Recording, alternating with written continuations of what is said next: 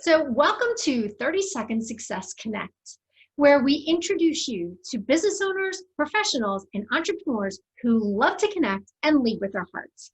I'm Laura Templeton, author, speaker, and founder of 30 Second Success. And with me today is one of the most lovely people that I've had the pleasure of knowing, and she is Deana Poole. Deana works for the Beasley Media Group, and she has done an amazing job of in the advertising world. She helps people find that message that really resonates and gets them on air. She's done some incredible work and even has some awards to her name. So in helping people in the digital space as well as the radio space. So thank you so much for joining me, Deana. You and I have had an amazing adventure together. I feel like you're one of the people that I absolutely love connecting with every time we talk. It's always been a wonderful experience. So thank you so much for agreeing to be one of my guests on my 30 Second Success. Thank you so much for having me. And I absolutely feel the same way. You're definitely one of those people in my network that I look forward to reconnecting with every time. So this is really a treat. Thank you so much for having me. Oh, you're so welcome. Thank you so much for joining me. And I'm going to jump right in because one of the questions that I always love to start with is, do you remember how we met? Oh, I absolutely remember how we met. So this is probably going to come up in our conversation a little bit later, but I am a LinkedIn lover. I love LinkedIn. I love what it offers professionals, and I love using it in my business. And I was scrolling through LinkedIn, and I saw a free seminar on 30 Second Success and crafting your message and networking. And I was like, I'm going to go check this out. And I went. It was fantastic. It was in a small conference room with a whole bunch of different people, and you did a fantastic job. And I just felt such a connection with you. I was like, this is a person I need to spend more time with. And I think I may have actually said those words to you afterwards. I like bum rushed the stage, so to speak, with my business card, and I was like, we need to spend more time together. And we ended up going to lunch about a week later, and it's kind of been the rest is history. But that first meeting, I was just certainly drawn to you. Your warmth and your professionalism and the messages that you were talking about with networking and everything else. I just thought to myself, this is someone that I need to pull in closer into my network, and I'm so glad I did. Oh, thank you so much for sharing that. Yeah, that was the American Executive Centers that I did that talk where. That was several years ago at this point, wasn't it? Yeah, it was. Yeah, it was. I want to say, if I had to guess, 2 to 3. Yeah, at least. Yeah, it's been a while since I've actually done some presentations for them. I've gone to several of their locations and done some presentations for their members, which is really nice that they bring outside resources in for their members, which is great. And I so remember you literally like approaching me right away, like, oh, we got to talk, we got to connect. It was so fun. Yeah, so I'm glad that you remember how we met. So, share with me. I know that you do a phenomenal job of connecting people, and that's what I would love to talk about. You're not just one of those people that, connects for yourself, but you look at ways to connect other people. So let's talk about how you like to meet people, connect with them, and then what your process is. How do you make them feel heard? So I do, there's a couple things. I like to think, in any business really, but in my business, I like to think in my mind, life is a lead. So anything I'm doing in my life, it could be a lead for my business, or it could be a lead for you. So I always try to think, I always try to have my ear to the ground for my network. I had this, I actually put it on LinkedIn the other day. I saw this fantastic quote. It said, surround yourself with women who would say your name in a room full of opportunities. And I really try to be that woman. I really tried to be that professional woman when I'm talking to someone and they say, I'm looking for a speaker. I'm doing this Zoom series and I really need someone who can offer XYZ. Yep, I'm going to give you 3 names. This person, this person, this person, and I don't I'm really a stickler on how I make my introductions, and I've introduced you to people before, so you know what I'm going to say. I hate the term referral. I hate that term. I think it's generic, and I don't like that. I like introduction. Like, I'm going to introduce you to this person. I'm going to tell you a little bit about them. I'm going to tell you why you need to make time for them, and I'm going to connect you, and really almost an endorsement. So when I make introductions, they are they're very specific and they're very customized. So that is also part of my process. Like, when I meet someone and I get to know them and I really like them, and someone else that I have gotten to know and who I've met and gotten to know is in the need for that other person, I make a real personal introduction. And I think that's another important thing, is I don't just randomly, throw around business cards. If I'm going to attach my name to someone, I need to know about them. I need to have spent time with them. I think that's one of the reasons why when we first met, I had said, I want to spend more time with you, because you had mentioned in the beginning, you like to, you're talking to people that lead with their heart. And I certainly am one of those people. And in the example with you, I really felt that connection with you, but I was like, let me make sure this is real. Let me chat with her. Let me see, what she's all about. And am I going to pull her closer into my network? And obviously the answer is yes. So now I have a lot of confidence when I introduce you to someone or I recommend you to someone. I know that when I attach my name to you, I'm good.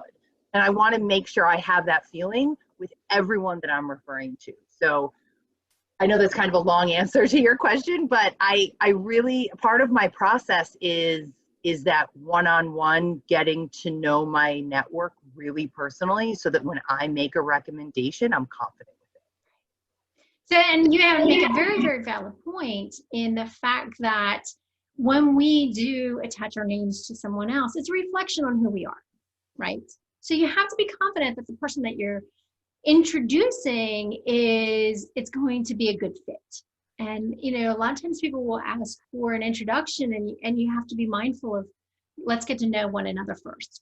Let me make sure that it's going to work out, because again, you're kind of protecting your reputation when you put when you endorse someone and put your name behind them.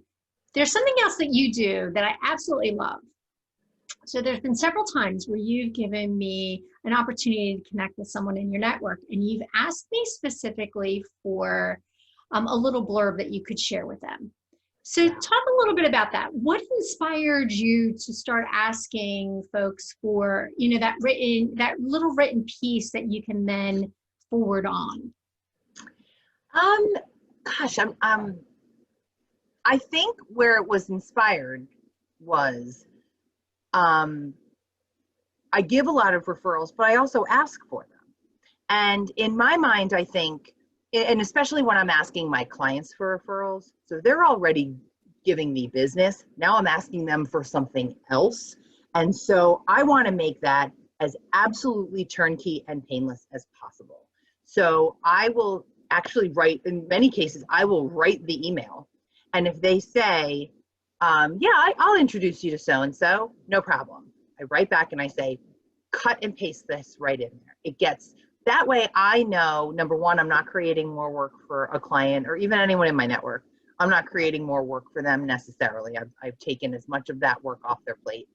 And they're not going to, and I hate to use the word misrepresent, but they're not going to say anything that I can't deliver on, or that I'm not really looking for or looking to do business in a certain way. Like, Beasley Media Group has so much to offer in terms of digital marketing, in terms of endorsements, in terms of on-site activation, in terms of radio. Like, we could do a whole Zoom session on everything that we have to offer. I mean, it's vast. Right. So that can be sometimes overwhelming and confusing for people in my network. They're like, well, what do you want to talk to him about? Or I don't understand how that works. Or I know what I want to say. So that is kind of where that inspiration came from, where I maybe have a specific idea or campaign in mind for someone that I want a referral to, I want to make sure that that piece of information gets to them in an organized way, instead of having it kind of lost in translation. So when I make a recommendation or an introduction, I want to take that guessing game out of it. Mm-hmm. And I want the person that I'm recommending, what do you want me to say? What's important that this person knows about you? Are there any like keywords or phrases that's going to get them excited about calling you back? And you guys, you and my network, your business better than I do. So what in your words is the best way to get this person to react?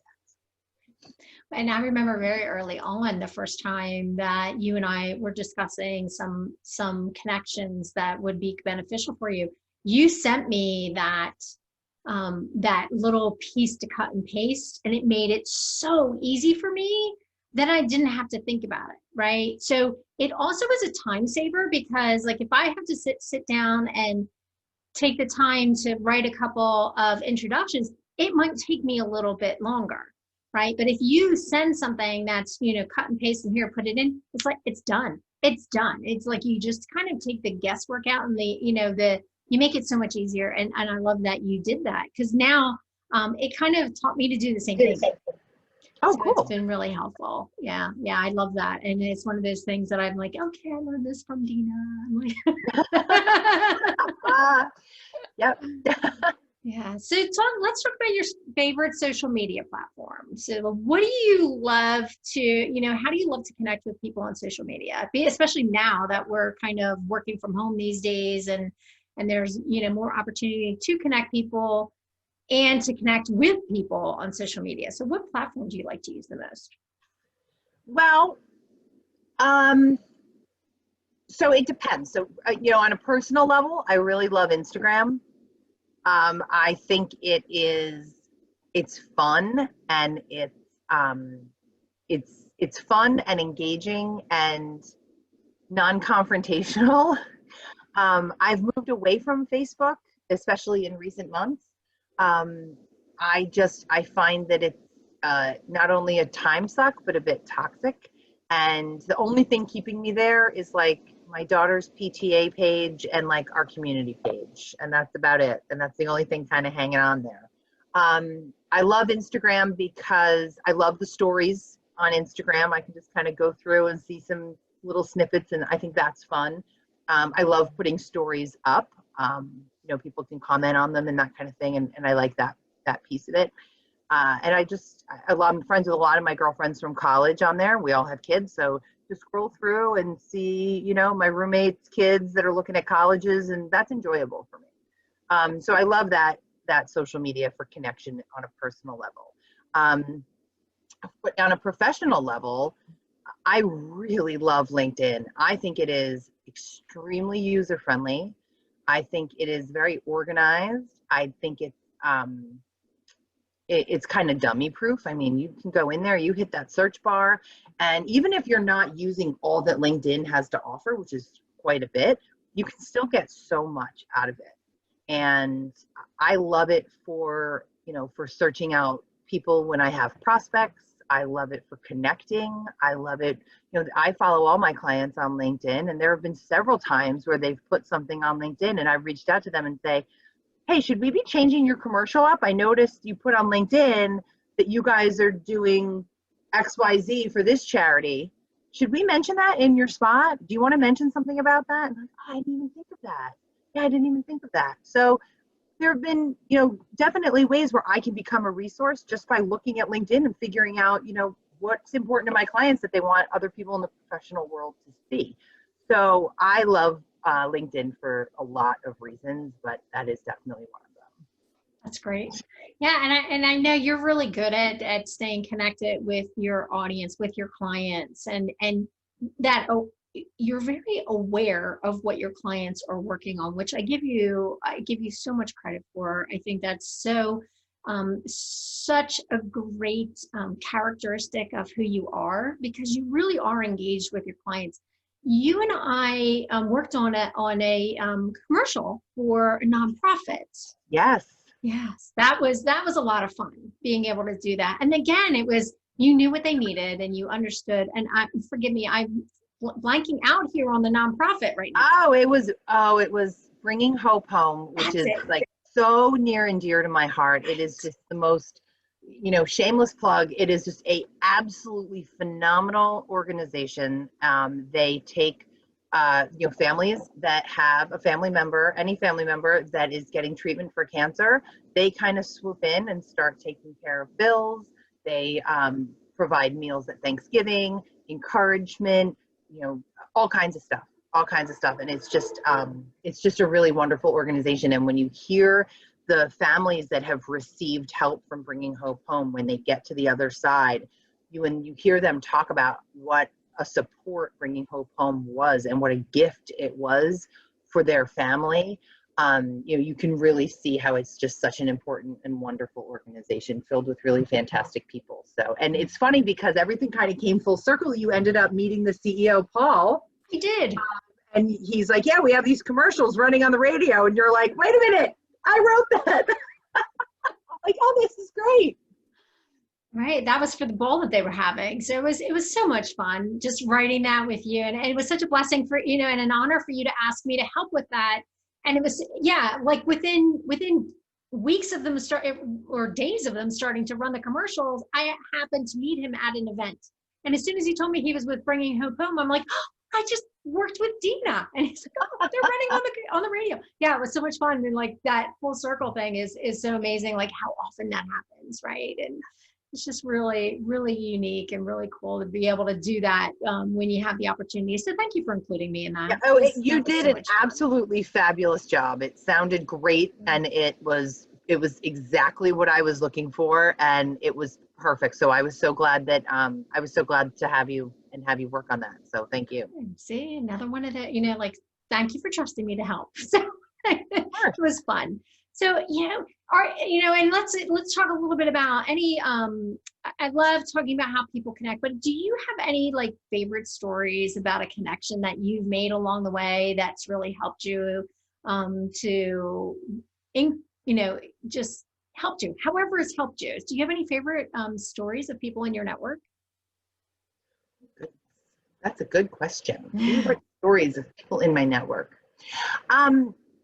I think my favorite story is actually of me making introductions, but it really is my favorite story. So, one of my good friends, Mary Pat Kessler, she is really someone that is just a master connector. That quote I said earlier about surround yourself with women that will say your name in a room of opportunities. I mean, that like describes her. She sees opportunities or she meets people and she immediately thinks, here's who you need to talk to. She's just a natural connector. And so her and I were chatting about 5 or 6 years ago, actually around this time, 6 years ago. And she said, I've been invited to a +1 event. Do you want to come with me? And it was like last minute. She's like, I wasn't going to go. And I decided I am going to go and I need a +1. I'm like, yeah, I'll join you. And it was just a women's networking event. I can't remember who the host was, but she just had folks at a cash bar. She took care of the appetizers and it was her network +1. And I met this woman who had a 1 or 2-year-old, and she was leaving her job and she was starting her own marketing company. And very similar to the way you met, I was like, we need to spend more one-on-one time together. So about a week or so later, we had coffee. She explained to me what she was doing. And I wanted to help her so badly, and I was getting really frustrated that I couldn't make any introductions for her. And then all of a sudden, one after another, I met with clients that were like, I'm firing my marketing agency. Do you know someone? I'm like, yep. Another one. I need help with my website and I need a marketing person. Yep. And I want to say maybe 2 to 5 of my clients all in a row said the same thing. And next thing you know, boom, built a foundation for her business. And it was fantastic. And it was fun because there were some projects that I was already working on with some of these clients that needed her help. So her and I got to work on them together. And her work is just outstanding. And it was another situation where I was more than confident putting her in front of these clients because I knew that she could absolutely help them and that she could absolutely do exactly what she needed or what they needed and more. So that was definitely, that's definitely one of my favorite stories for sure. That's awesome. Yeah, I love that. And it kind of reminds me too of Susie's lunch Ah, that you invited me to.